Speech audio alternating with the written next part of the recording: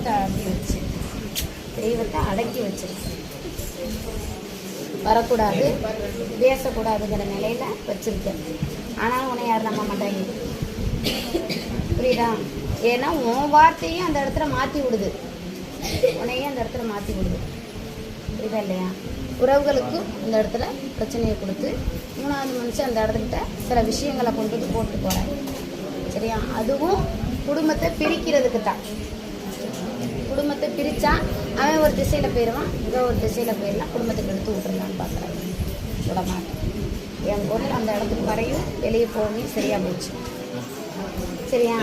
ஏன்னா வணங்குனது என்ன வணங்குனாங்க, அதோடு சேர்த்து கன்னி தெய்வத்தை நீ அந்த இடத்துல கொண்டு வந்து வச்ச.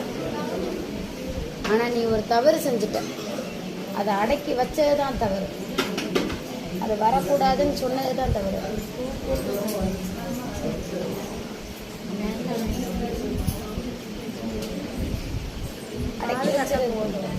பாதுகாத்து இருக்கிறதுக்கு உண்டான வழி நீ எனக்கு பாதுகாத்து. நான் கூப்பிடுற டைம் எனக்கு கஷ்டங்கிற டைம் வான்னு சொல்லியிருக்கணும். கூப்பிட மாட்டேன் அந்த டைம்.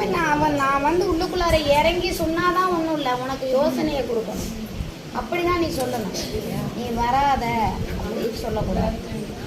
புரியுதா? நான் காத்து வைப்பேன். உனக்கு கூப்பிட்ற டைமுக்கு உனக்கு என்ன பிரச்சனைங்கிறது உள்ளதை இடத்துல காமிச்சேன். சரியா?